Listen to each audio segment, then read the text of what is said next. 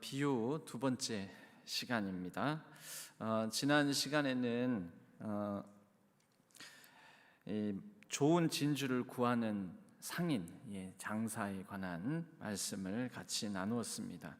이 마태복음 13장은 하나님 나라 천국 비유에 관한 여러 가지 비유의 말씀들이 한 세트가 되어서 마태복음 13장에 모아져 있습니다. 그래서 마태복음 13장을 천국 비유장이라고 그렇게 별명을 붙이기도 합니다. 지난주에 우리가 읽었던 진주를, 천국은 마치, 즉 하나님 나라를 좋은 진주를 구하고자 하는 장사하는 사람의 비유를 했습니다. 그러니까 천국은 곧 이러한 사람이다. 이게 이제 지난주에 비유의 말씀 아닙니까? 근데 이번에는 오늘 말씀을 보면 천국은 마치 밭에 감추인 보화다. 그러니까 지난주에 이 진주를 구하는 상인이다 했을 때는 그 사람이 곧 하나님 나라는 곧 이런 사람이다 그랬는데, 오늘 말씀에는 하나님 나라는 곧 감춰진 보화다, 밭에 감춰진 보화다, 이렇게 말씀을 했다라는, 크게 보면 그런 차이가 있습니다. 사람이냐, 이제 보화, 감추인 보화라고 말씀하고 있는 사물이냐. 그러니까 비유는 해석이 필요하고 설명이 필요한 거죠. 그러니까 지난주는 사람이다, 이번에는 사물이다. 두 비유의 공통점이 있습니다. 두 비유의 공통점은 발견을 했다라는 것으로 시작을 해서 마지막 부분은 무엇으로 끝납니까? 사들였다라는 것으로 끝납니다. 오늘 말씀에도 보면 이를 발견하였습니다. 그리고 제일 마지막에 보면 소유를 다 팔아 그 밭을 사느니라로 끝났습니다. 지난번 말씀은요, 여러분 성경책을 펼쳐 놓으셨으면 한 절 바로 아래에 있습니다. 45절 말씀에 보면 값진 진주 하나를 발견하였죠. 발견하여서 바로 가서 다 팔아서, 소유를 다 팔아서 그 진주를 사느니라. 똑같지요? 발견하고 그리고 자기의 소유를 다 들여서 다 팔아서 사들이고, 이건 똑같습니다. 그런데 바로 이 부분에도 또 차이가 있습니다. 어떤 차이가 있냐면, 발견해서 가서 소유를 다 팔아서 산다라는 이 구조는 똑같은데, 한 가지 차이가 오늘 읽은 44절에서는 발견함과 동시에 숨겨두고 숨기다라는 차이가 있습니다. 발견하자마자 숨겨놓고, 우리 사투리는 숨겨놓고, 근데 지난번에는 그렇지 않지 않습니까? 그러니까 이 미묘한 차이 속에서 우리는 이제 어떤 메시지를 해석하고 읽어내야 한다.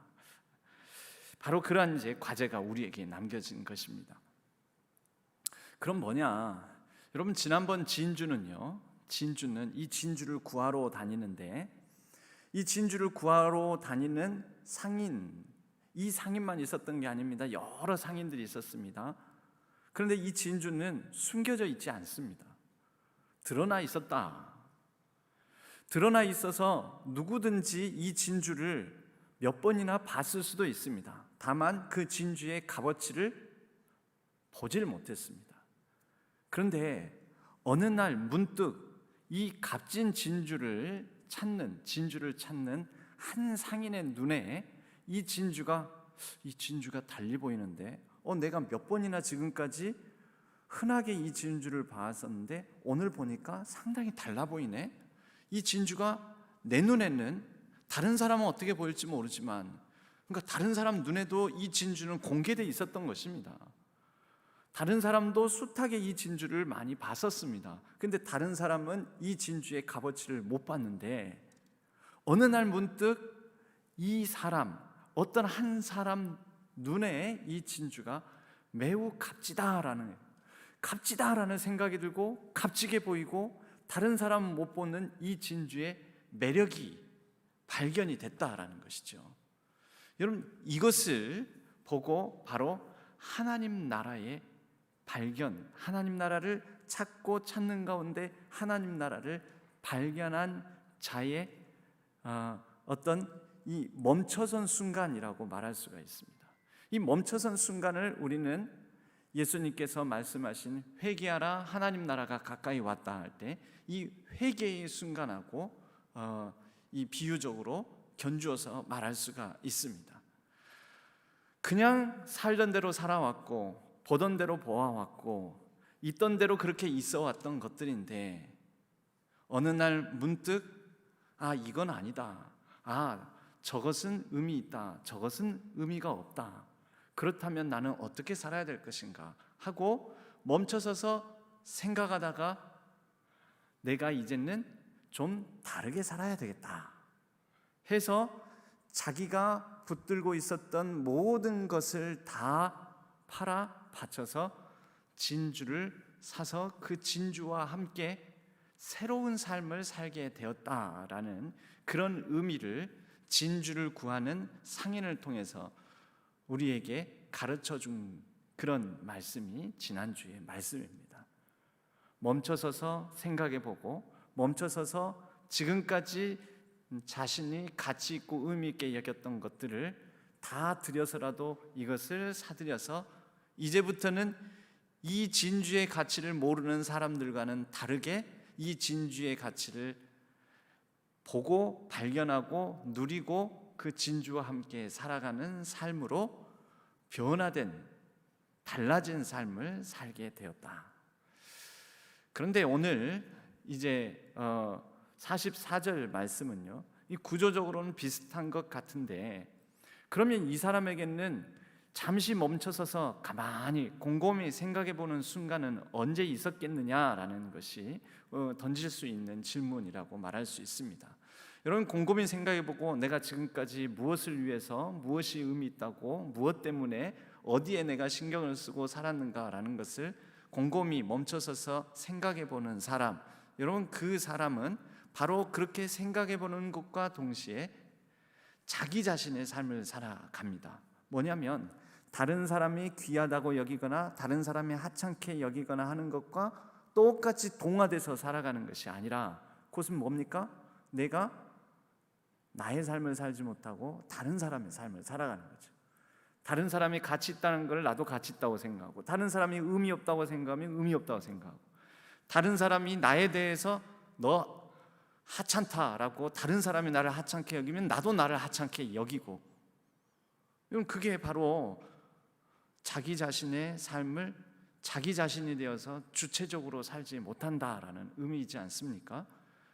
진주를 구하는 상인은 이제 새로운 시각, 하나님 나라의 관점으로 자기 자신의 삶을 주체적으로 살아가는 사람이 되었다라는 그런 의미도 같습니다. 여러분, 하나님 나라는 바로 그렇게 자기 자신의 삶을 주체적으로 살아갈 수 있는 사람이 곧 하나님 나라라는 것입니다. 우리는 이 세상에 살아가면서 이 세상 나라에 속해서 내가 되질 못하고 자꾸 다른 사람이 되고자 하고 다른 사람 때문에 자신의 삶을 나 자신도 가치 없이 여기고 또 가소롭게 여기고 의미 없게 여기고 또 그렇게 내 자신을 팽개치고 사는 경우들도 많이 있습니다. 여러분, 우리는 그런 사람과 다른 삶으로의 부르심을 받은 사람들입니다. 여기서 주체적으로라는 말이 내 맘대로라는 말이 아닙니다. 오히려 내 맘대로라는 말은 이 땅을 살아가는 세상의 방식이 내 맘대로입니다. 내 맘대로 살아간다고 말은 하지만 내 맘대로 살아가지 못하고 사람들의 시각과 시선에 따라 살아가지 않습니까? 그래서 내 맘대로의 반대는 뭐냐면 하나님의 뜻대로, 진짜 이 땅과 온 세상과 생명의 주인 되신 그분을 주인으로 모시고 그분의 뜻대로 살아가고자 하는 사람만이 이 세상의 방식을 거부하고 이 세상의 인식을 따라 살지 아니하고 자기 자신이 온전한 주체가 되어서 살아갈 수 있게 된다라는 것입니다. 예전에는 이 밭에서 전쟁이 많았으니까 이방 이민족의 침입이 있거나 그러면 이 유대 지역에도 특히 이 이스라엘 유대 지역에도 이 메소포타미아 또 이집트 문명 지역에 이민족의 침입이 잦았기 때문에 전쟁의 피난을 떠날 때 자기 집에 있는 진귀한 보물들을 다 가지고 떠나지를 못했습니다. 피난길에 그건 또 필요 없는 짐이 될 수도 있지 않겠습니까? 그래서 내가 무사히 돌아오면 내가 이것을 다시 찾아내야지라는 생각으로 자기 집 땅, 밭에 다른 사람은 모르게 나만 아는 그런 곳에 나만 아는 표식을 가지고 밭을 파서 거기에다가 자기 집의 진귀한 보물들은 다 묻어버리고 그렇게 피난길을 떠났습니다. 그렇게 해서 돌아오면 판에서 다시 자기가 묻은 보물을 가지고 살아가면 되는 것이고요. 만약에 못 돌아오면 어떻게 될까요? 못 돌아오게 되면은 그 밭에 뭐가 묻혀 있는지 아무도 모르는 것입니다. 그냥 영원히 그냥 그 보물은 잊혀진 보물로 그렇게 살아가게 되는 거죠. 그런데 어느 날 이 땅을 경작하던 사람이 그 밭에 보물이 묻혀 있는지도 모르고 땅을 경작하다가 우연하게 보물을 발견하게 되면 이 보물은 누구의 것이 될까요? 발견한 사람? 아닙니다. 먼저는 그 땅의 주인에게 소유권이 있습니다. 그 땅의 주인에게. 그래서 그 땅의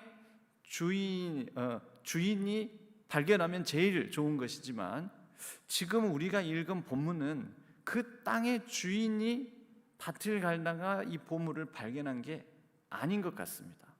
왜냐하면 구태여 자기 밭인데 자기가 자기 소유를 다 팔아가지고 이 밭을 사겠습니까?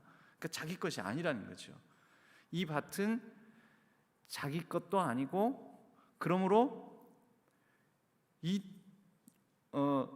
그 밭에서 발견된 보물도 자기 것이 아닌 거죠.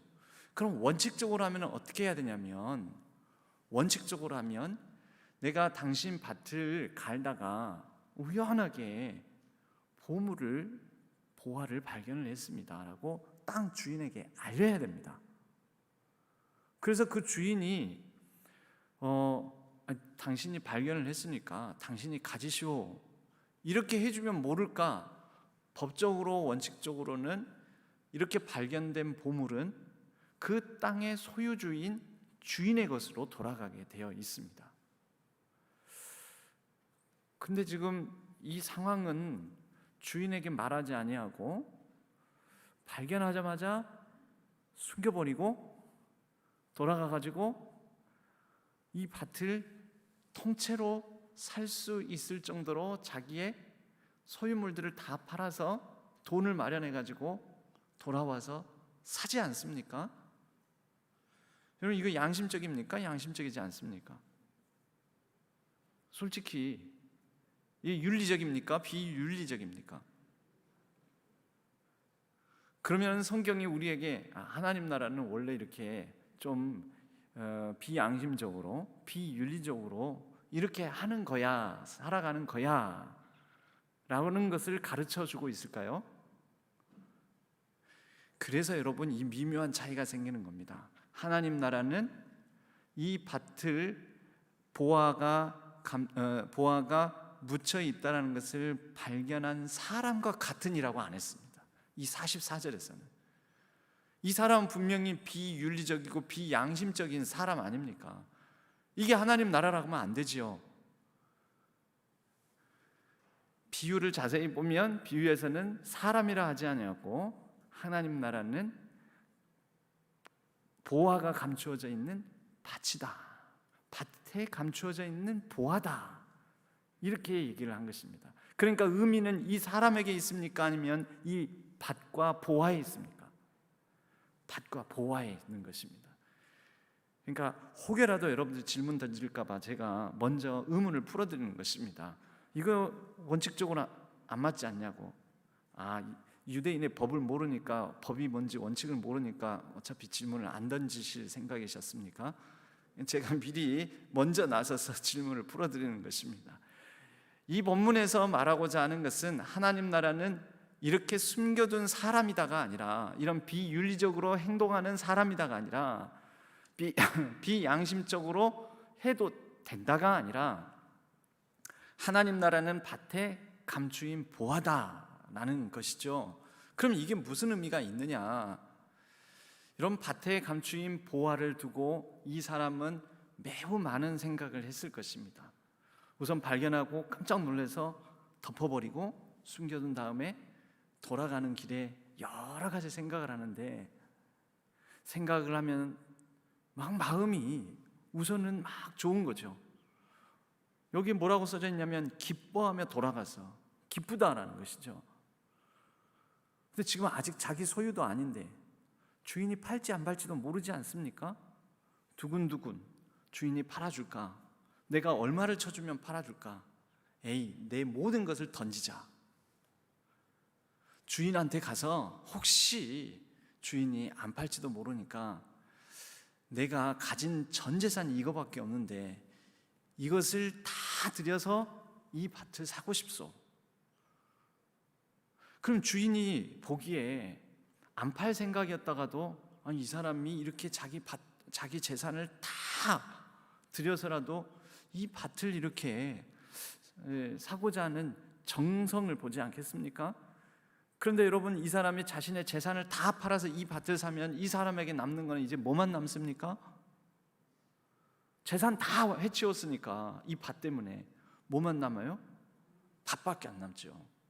밭밖에. 여러분, 이것은 이 밭이 과연 그만한 가치가 있는지 없는지 주인은 모르고, 다시 말해서 다른 사람은 모르고, 오직 이 사람만 내가 내 전 재산을 다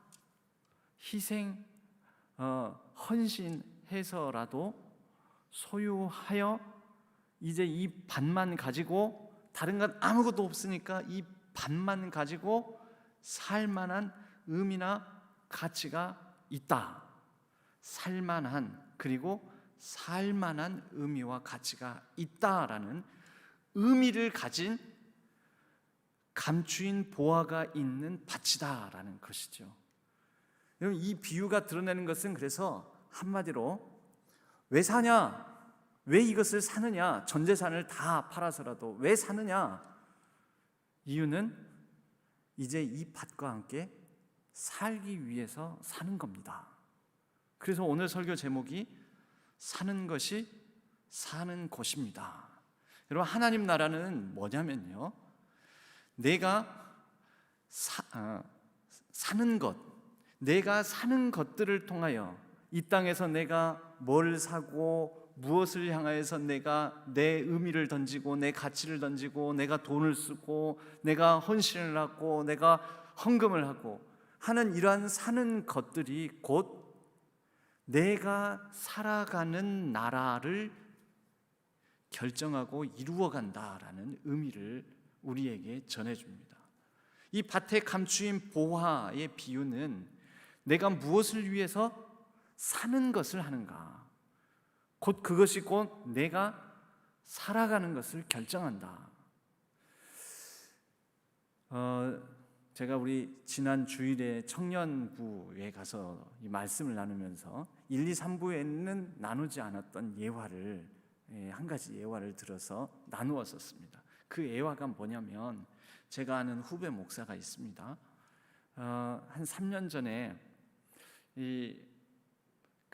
어떤 하나님 나라 이 복음의 공동체를 한번 이루고 싶다라는 마음으로 상당히 큰, 그래도 중형 교회에서 누가 나가라고 하지도 않았는데 거기서 나와서 개척을 해보고 싶다고 해가지고 개척을 했습니다. 근데 아무것도 없으니까 이제 집에서 개척을 했습니다. 자기 가정을 주일이면은 그 사람들이 자기 가정에 와서, 여러분 구역 예배 드릴 때 가정에서 구역 예배 드리듯이 주일날 예배를 자기 가정 거실을 개방을 해가지고 그 거실에서 일단 개척교회니까 사람이 많지 않으니까요. 그래서 얼마 전에 내려와서 저를 만났는데 지금 주일날에 몇 명이 모여서 예배를 드렸더니 12명 모여서 예배를 드린대요. 여러분 뭐 사람이 믿는 사람들이 같이 모여서 예수를 주로 고백하는 그 자리가 바로 교회 아니겠습니까? 교회의 당은 아닐지는 몰라도 그 교회로 사람들이 모인, 교회로 모인 바로 그곳이 어디나 그 어디나 하늘나라 곧 교회당이 되는 것이죠. 그래서 아직도 여전히 그 집에서 모이고 있습니다. 요즘은 이제 공간에 대한, 좀 구별된 공간에 대한 그런 생각도 좀 든다라고 하는데, 근데 그러면 한 12명 모이는데 요즘은 그래도 한 12명 정도 모이니까 그래도 뭐 좀 보람이 있냐고, 괜찮냐고 이제 물어봤더니 고민이 있다라는 것입니다. 고민이. 그럼 그 고민이 뭐냐 그랬더니 12명 중에서 헌금을 하는 교인은 한 명밖에 없다는 거예요. 그래서 그게 고민이라는 겁니다. 그렇지, 그럴 수도 있지. 근데 아니 매번 우리 집에서 모여가지고 예배드리고 같이 밥도 먹고, 그리고 밥은 다 우리 집에서 준비하고, 그래서 아내랑 자기가 그걸 준비하고 그것도 밥값 되는 것도 은근히 부담이 된다라는 거죠. 근데 헌금을 도저히 안 하는데 이걸 어떻게 가르쳐야 됩니까? 헌금하는 걸 어떻게 가르쳐야 됩니까? 이게 고민이라는 거예요. 근데 진짜 속상한 거는 뭐냐면 그 12명 중에서 매번 왜 오늘은 이거 먹냐고, 다른 거 먹으면 안 되냐고 이렇게 투정하는 이 자매가 있다는 거예요. 청년 자매가. 얄미워 죽겠다는 거예요. 저니까 저한테 와가지고 이제 그 얘기하는 거예요. 얄미워 죽겠다는 거예요. 맨날 왜 이거 먹냐, 맨날 또 이거 먹냐고 막 이렇게 투정하는. 근데 이제 이 자매 청년이 어느 날 목사님도 아시겠지만 제가 방탄소년단 팬클럽 아미 멤버지 않습니까? 여러분 방탄소년단 아세요? 방탄소년단 들어보셨어요? 그 그룹 있잖아요. 그룹. 그 방탄소년단이 지금 저희 교회는 유튜브 그 구독자 수가 그런 걸로 이 유튜브 그 채널의 가치를 나타내거든요.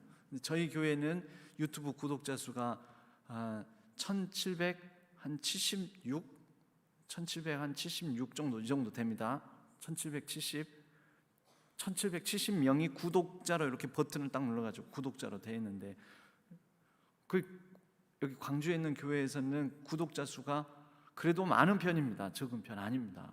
우리 신앙교회가 규모가 있으니까. 그런데요, 방탄소년단 이 구독자 수 말하려고 그러는 거예요. 얼마인지 아십니까?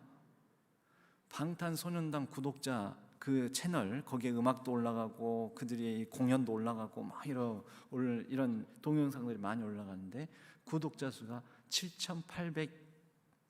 7,220만 명입니다. 7,220만 명. 우리나라 인구수보다 더 많아요, 구독자 수가. 그리고 이 방탄소년단 BTS의 이 온라인상 회원 아미, 아까 아미라고 그랬죠. 그 팬클럽 이름이 아미라고 하는데 그 아미의 온라인상 회원까지 다 하면 1,800만 명입니다. 대단하죠. 근데 자신도 그 회원인데 방탄소년단 무슨 콘서트를 한다, 뭐 한다 막 그리고 이러면은 이 친구가 티켓을 그 오빠들을 위해서 사놓는다는 거예요. 왜냐하면 티켓 이 판매가 부진하면 우리 오빠들이 얼마나 가슴 아파할까. 그래가지고 사놓는다는 거죠. 그래서 지금 입도 선매 형식으로 미리 선 구매를 해놨는데 이 목사님한테, 목사님 제가 그래서 지금 다음 콘서트 끝까지 해가지고 100만 원어치를 사놨다는 거예요. 맨날 나가서 밥도 정하는 애가, 헌금도 안 하고 밥도 정하는 애가 그 얘기를 저한테 하면서 속상해 죽겠다는 거예요. 그럼 제가 그 목사님면서 그 얘기를 하는데 잘했다고 해야 될지, 그래도 공감하는 경청을 하면서 아 그랬구나, 그랬어, 아유 대단하네, 아유 정말 예쁘다고 해야 될지 너무 내 마음에서 미워서 죽겠다는 거예요. 너무 막 미운 생각이 들고. 여러분, 그 친구는 뭐 하고 있는 걸까요? 사고 있는 거죠. 실제 샀잖아요. 100만원어치를 샀잖아요. 그리고 100만원어치를 사가지고 어떻게 했습니까? 살고 있는 거죠. 우리 오빠가 얼마나 좋아할까 하면서 우리 오빠를 위해서 내가 이만큼 기여했다라는 자부심으로. 여러분, 티켓을 한 개도 아니고 여러 개를 사놓으면은 본인이 뭐 여러 이렇게 좌석을 점유하고 있겠습니까?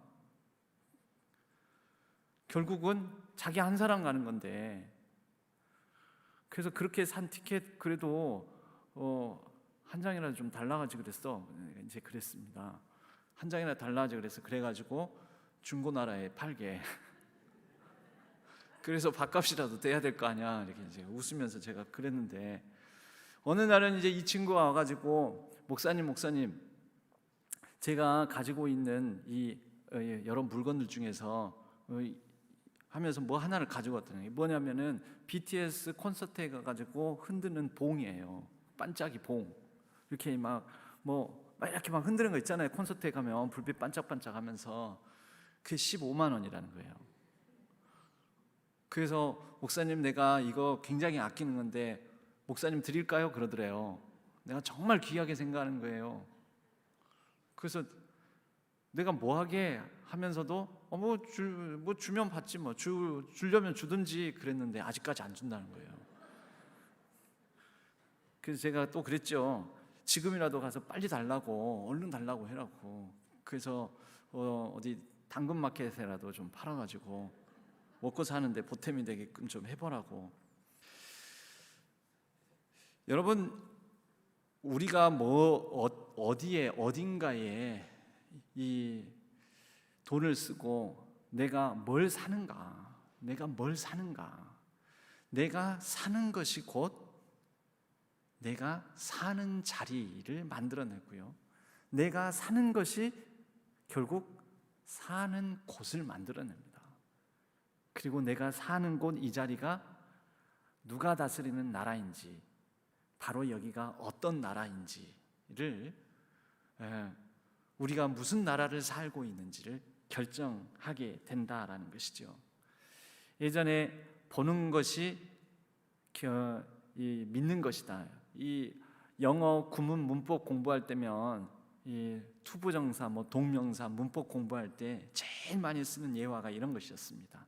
Seeing is believing. 보는 것이 곧 믿는 것이다. 그래서 한문으로는 백문이 불여 일견이다. 이것을 영어로는 seeing, 보는 것이 believing, 믿는 거다. 봐야 믿는다. 이제 이런 말이 있었습니다. 보는 것이 곧 믿는 것이다. 근데 여러분, 이 문장 구조를 그대로 따라서 우리는 이렇게 말할 수가 있습니다. 내가 사는 것, buying 하는 것, 사는 것이 곧 내가 사는 것이다. Buying is living. 내가 뭘 사고 있느냐, 이 땅을 살아가면서 내게 주어진 상황 속에서 내가 뭘 사들이고 있는가, 그리고 그것과 함께 우리는 living하고 있지 않습니까? 살아가고 있지 않습니까? 그럼 나는 지금 무엇을 위해서, 무엇 때문에 내가 귀하고 의미 있고 가치 있게 여기는 것을 자꾸 소비하고 그렇게 헌신하고 살아가고 있는지, 오늘 이 하나님 나라 비유는 우리에게 그것을 묻는 것입니다. 한국 사람들은 집은 원래 리빙, 사는 곳 아닙니까? 사는 곳. 근데 한국 사람들에게는 집이 사는 것이 돼버렸습니다.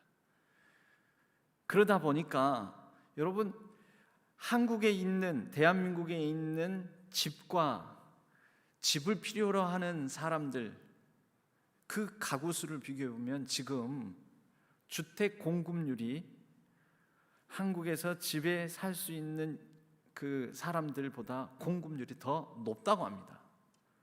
제가 어떤 통계를 보니까 110% 정도, 이렇게 약간 그 정도, 그러니까 한 10%가 더 남는다라는 거죠. 주택이 더 많다라는 거예요. 근데 우리에게는 다 자가주택에 사는 게 아니잖아요. 왜 그래요? 비싸니까 그렇죠. 그럼 왜 비쌉니까? 집을 사는 것, 즉 리빙하는 곳이 아니라 우리가 사는 곳으로 생각하는 게 아니라 사는 것으로 생각하니까 그렇죠. 그래서 한국에서는 5채 이상 집을 가진 사람만 해도 11만 8천 명이라고 합니다. 5채 이상 집을 가지고 있는 사람, 이 사람들 뭐 했겠습니까? 샀겠죠. 사는 것. 한국에서는 주택 보급률이 사실은 그냥 살아야지 살 사람들이 사기만 한다면은 1대1로 다 나눠서 살고 살 수 있지만 그렇게 안 되는 것이 한국 사람들에게는 집이 사는 것으로 인식이 되면서 그렇게 여러 사는 활동들로 인해 가지고 집값이 투자같이 되면서 살 수 없는 곳으로 점점 대한민국이 되어버렸다라는 것이죠. 여러분, 이것은 하나의 사회적 현상입니다. 현상. 여러분, 이 사회적 현상은 따지고 보면 우리의 신앙적 관점하고도 관계가 있습니다.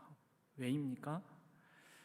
대한민국에 바로 이러한 사회적 현상을 만들어내는 많게는 20%, 아니 요즘은 기독교인들이 많이 줄었다고 가정한다면 그래도 10% 이상, 15%에 해당되는 우리가 이런 사회적 현상을 만드는 데 기여했기 때문입니다.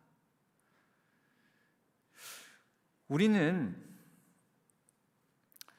지금 내가 살고 있는 대한민국이라는 이 터전이 과연 우리가 어떤 마음, 어떤 관점으로 우리의 사는 것, 사는 행위들로 인하여서 어떤 사회적 가치와 어떤 사회적 인식과 어떤 사회적 현상을 만들어냈는지를 우리는 살펴보아야 됩니다. 우리가 하나님 나라를 위해서 기도하지 않습니까? 하나님 나라가 이 땅에 이루어지게 해주시고 하나님 나라가 확장되게 해주십시오. 그런데 그러한 우리의 기도 가운데 우리 자신에 대한 내가 지금 사는 것을 통하여 이 땅을 얼마나 살만한 곳, 사는 곳으로 만들어내고 있는지에 대한 성찰이 빠져 있는 가운데에서 그냥 그렇게만 기도하고 있다면 그 기도는 매우 공허한 기도일 수밖에 없습니다. 밭을 샀습니다. 이 밭에 감추인 보화를 발견한 사람은, 그리고 이 사람이 그 다음 감춰진 보화를 이제 꺼내서 잘 먹고 잘 살았다라는 얘기는 전혀 없습니다. 그러나 확실하게 예상할 수 있는 것은 이 사람이 이 밭과 함께 이 밭에서 이제 이것밖에 없으니까 이것밖에 없어서라도 이 밭에서 살았을 것입니다. 사서 살게 됩니다. 사서 살게 된다고요. 사는 것은 곧 사는 곳이 됩니다. 이 사람이 보화를 캐내가지고 그렇게 단시간에 팔 수도 없었을 것입니다. 그리고 또 이 보화가 실제 자신의 전 재산을 드릴 만한 가치였는지 셈도 다 안 해봤습니다. 그러니까 이것은 합리적인 구매가 아닙니다. 즉 이문을 남기는 그러한 구매 행위를 말하는 것이 아닙니다. 이 비유는 사는 것을 통해서 사는 곳을 만들어내는, 사고 거기에서 사는 그 자체에 대한 얘기를 통해 우리가 지금 날마다 내가 귀하게 여기는 것을 통해 사는 것을 통해서 이루어가는, 내가 살아가는 곳을, 살만한 곳, 사는 곳, 나도 더불어 그렇게 살아가는 것으로 잘 만들어내고 있는가에 대해서 준엄하게 질문을 던지는 비유라고 말할 수가 있습니다. 사랑하는 우리 신안의 성도님들, 여러분들이 지금 사는 것, 사는 행위, 내가 무엇을 사는가, 이것을 돌아보면서 그래서 나는 이러한 것을 통해서 과연 내가 살아가고 있는 곳을, 살만한 곳, 진짜 리빙할 수 있는 곳으로 만들어가고 있는가를 우리의 기도 가운데 하나님 앞에서 우리가 겸허하게 또 준엄하게 돌아볼 수 있기를 바랍니다. 바로 그럴 때 그곳에서, 그 순간 그 자리에서 하나님 나라가 우리 가운데 이루어질 줄로 믿습니다. 그리고 그렇게 우리가 질문을 던지고 살펴보고 성찰하며 그렇게 살아갈 때 우리를 통하여서 이 땅에 우리가 살아가는, 사는 곳곳에 하나님 나라가 이루어질 줄로 믿습니다. 기도하겠습니다.